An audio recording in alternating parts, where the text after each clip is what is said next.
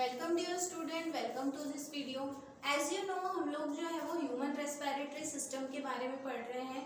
ठीक है, तो आज हमें जो है वो ह्यूमन रेस्पिरेटरी सिस्टम के जो पार्ट्स हैं, नोज और फेरिंक्स, इनके बारे में पढ़ना है।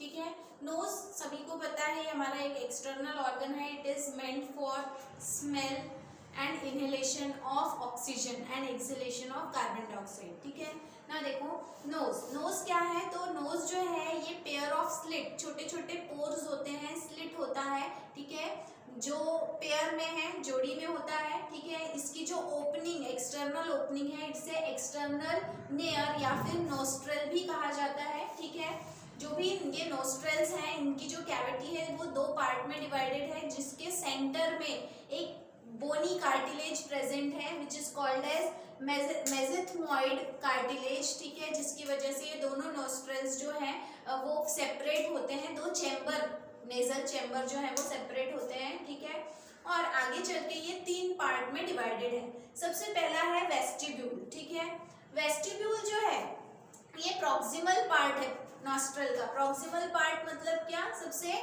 जो है वो अगला हिस्सा। ठीक है ना, प्रॉक्सिमल पार्ट ऑफ नोस्ट्रल, यहाँ पे जो स्किन होती है, ठीक है, इसकी जो स्किन होती है, अंदर से जो स्किन होती है, मतलब आप आपके नोज का जो फ्रंट एरिया है अंदर का नोस्ट्रल का, उसे इमेजिन करेंगे।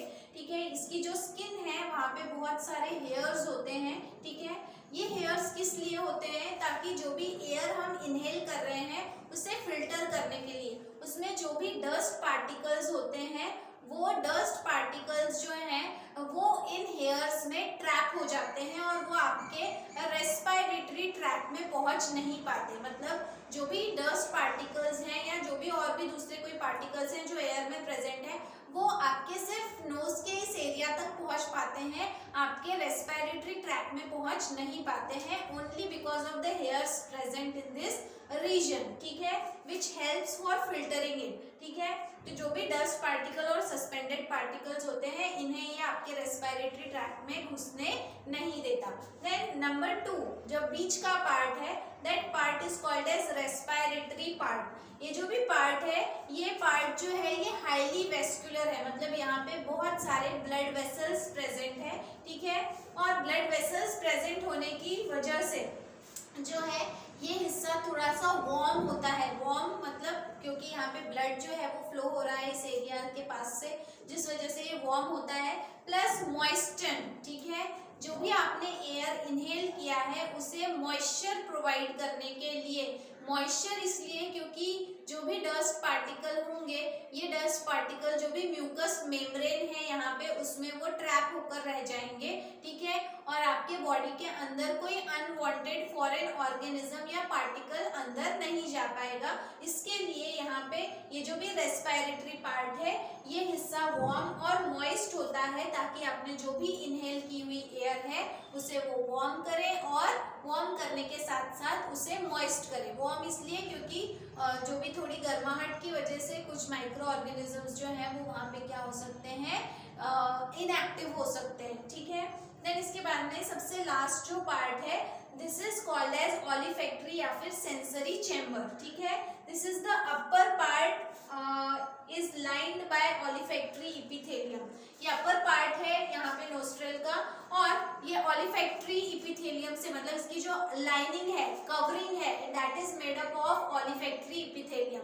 ये ऑलिफैक्टरी इपिथेलियम हम पढ़ चुके हैं कंट्रोल एंड कोऑर्डिनेशन चैप्टर में कि ऑलिफैक्टरी एरिया या olfactory lobe is for the sense of smell. जो भी आपको सुगंध आती है, स्मेल, ऑर्डर, फ्रेग्रेंस, इसके लिए जो एरिया है उसे ऑलिफैक्टरी कहा गया है।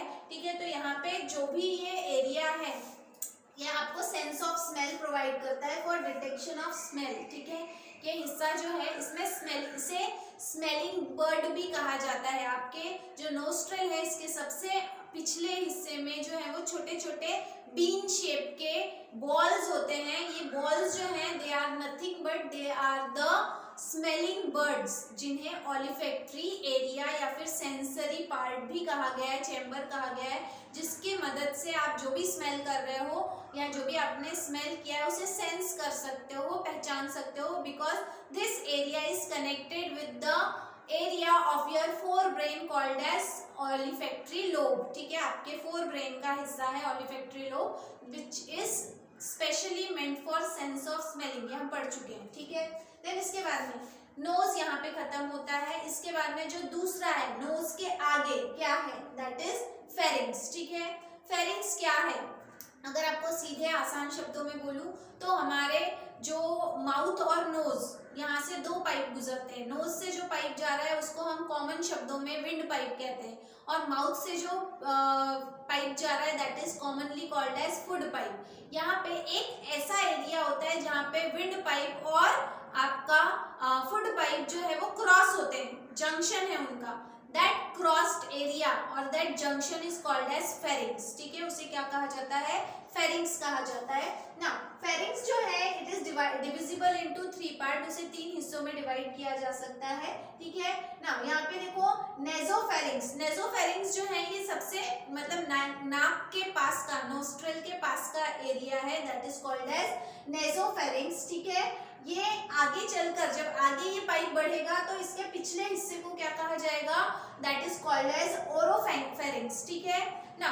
ये जो भी ओरोफेरिंग्स है ये वो हिस्सा है जहाँ पे that is the common pathway, वहां से जो भी एयर आपने इनहेल की है वो भी गुजरेगी और जो फूड आप खा रहे हो वो भी गुजरेगा। मतलब ये कॉमन पाइप है, जैसे मैंने बताया आपको कि दोनों का जंक्शन, तो वो पॉइंट जहाँ पे फूड पाइप और विंड पाइप दोनों एक दूसरे से क्रॉस होते हैं, मिलते हैं, उसे कहा जाता है क्या, ओरोफेरिंग्स, ठीक है।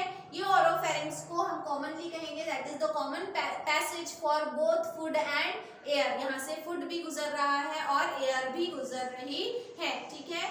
देन इसके बाद में आगे चल के ओरोफेरिंग्स जो है वो कंटिन्यू होता है सबसे निचले हिस्से में विच इज कॉल्ड एज लैरिंगोफेरिंग्स, ठीक है। लैरिंगोफेरिंग्स इसलिए क्योंकि यहाँ पे ऊपर फेरिंग्स है और नीचे लैरिंग्स है, इनके बीच का हिस्सा दैट इज कॉल्ड एज लैरिंगोफेरिंग्स, ठीक है। क्योंकि अब आगे जो है वो लैरिंग्स के बाद में क्या, सॉरी फेरिंग्स के बाद में क्या होने वाला है, कौन सा पाइप, मतलब उस पाइप के हिस्से को क्या कहा जाएगा, लैरिंग्स, ठीक है। तो यहाँ पे फेरिंग्स 3 हिस्सों में डिवाइडेड है। शुरुआत का एंड जो है जो नोज के पास है that is called as nasopharynx, जो बीच का हिस्सा है जहाँ पे फूड और एयर दोनों गुजरेंगे that is called as oropharynx, ठीक है। और ओरोफेरिंग्स आगे चल के जो लैरिंग्स के पास है that is called as laryngopharynx. In this way pharynx are divided into or it consists of 3 parts, ठीक है। Then इसके बाद में between nasopharynx and oropharynx दोनों के बीच में जो है वो एक बोनी पैलेट होता है, ठीक है।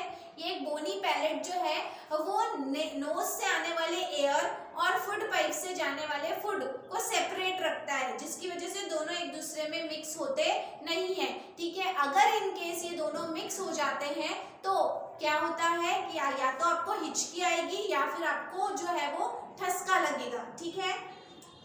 कब ठसका कब लगता है, जब आपने जो भी एयर इनहेल किया है ये इनहेल्ड एयर जो है वो आपके फूड पाइप में चला जाता है, ठीक है। तो ऐसे समय में जो है वो आपको क्या होगा, सॉरी, जब एयर जो है वो आपके फूड पाइप में चले जाता है तो आपको हिचकी आती है, और जब आपने जो भी फूड खाया है वो आपके एयर पाइप में चला जाता है तो आपको ठसका लगता है, ठीक है।